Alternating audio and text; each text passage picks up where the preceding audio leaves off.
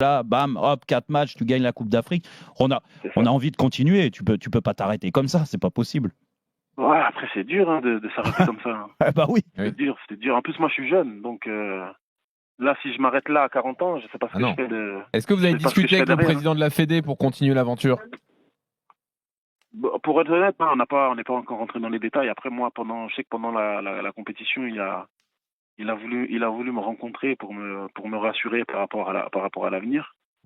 Mais moi, je lui ai fait comprendre que moi, j'étais pas du tout préoccupé par ce qui allait se passer après. On était en train de vivre un bon truc. On avait éliminé le Sénégal, on avait éliminé le Mali, on avait la demi contre le. Mais là, vous voyez continuer. Là aujourd'hui. Oui.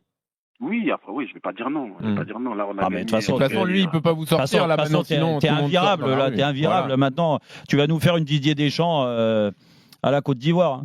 Mais j'espère la faire à la Coupe mais du Monde. On te le souhaite en tout cas. Comment tu peux nous raconter comment tu as appris, comment tu apprends que tu vas être sélectionneur parce qu'on a beaucoup parlé de Hervé Renard entre guillemets. La Fédé qui a appelé la Fédé française pour se faire prêter Hervé Renard pour la compétition. Comment tu l'as appris? Par rapport à moi ou par rapport à Non, par rapport à toi. Par rapport à moi, non. Le président, il m'appelle le mercredi pour m'expliquer que Jean-Louis avait demandé sa démission. Donc après le match qu'on a perdu, et il me demande si moi je me sens capable d'assurer l'intérim pour le reste de la compétition s'il y a. Donc là, vous dites évidemment. Et après, quand vous entendez l'histoire Hervé Renard, que la Fédé a tenté de récupérer Hervé Renard, comment vous le vivez? Franchement, j'étais tellement focus, en fait.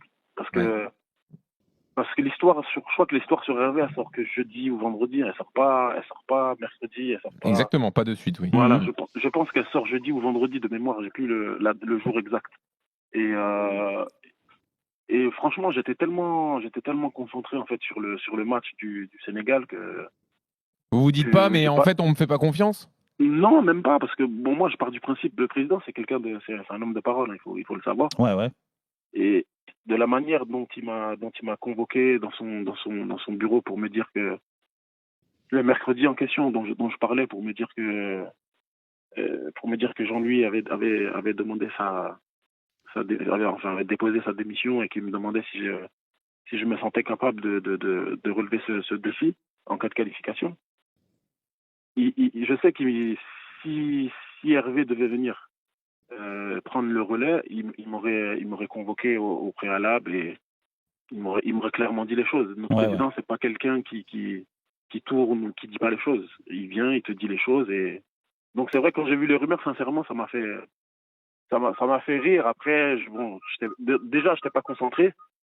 J'étais pas concentré sur ça. J'étais vraiment focus sur mon match du Sénégal. Et en plus de ça, j'étais quand même assez serein parce que le président lui-même ne m'avait pas convoqué pour me dire Emers, écoute, finalement, on va revenir sur ce qu'on a dit. Donc, franchement, non, j'étais vraiment tranquille par rapport à ça. Emers dans Rotten sans flamme sur RMC. Emers, quelle est quand tu prends l'équipe en main comme ça, c'est quoi ta première stratégie en fait? Qu'est-ce que tu dis quoi? On oublie tout, on passe à autre chose, tu joues sur juste l'aspect psychologique parce que tu remets. Après, tu as des choix forts quand même. Tu remets Gradel par exemple, t'en mets d'autres. C'était quoi ta première approche? Non, ma première approche était psychologiquement, les 2 premiers jours, c'était psychologiquement, il fallait qu'on retrouve les sourires, qu'on retrouve du gaz, du peps, psychologique. Donc on était plus à l'entraînement sur des trucs plutôt dans le ludique, sans forcément rentrer dans le détail du match du Sénégal. Ça, c'était les 2 premiers jours. Après, quand on est rentré à J-2 plus sur la préparation du match en lui-même, il fallait qu'on mette l'accent sur l'aspect défensif, sur la solidité. Il fallait qu'on retrouve un bloc en fait, un bloc compact. Et après, par rapport au choix que j'ai fait, là vous m'avez parlé de Max par exemple.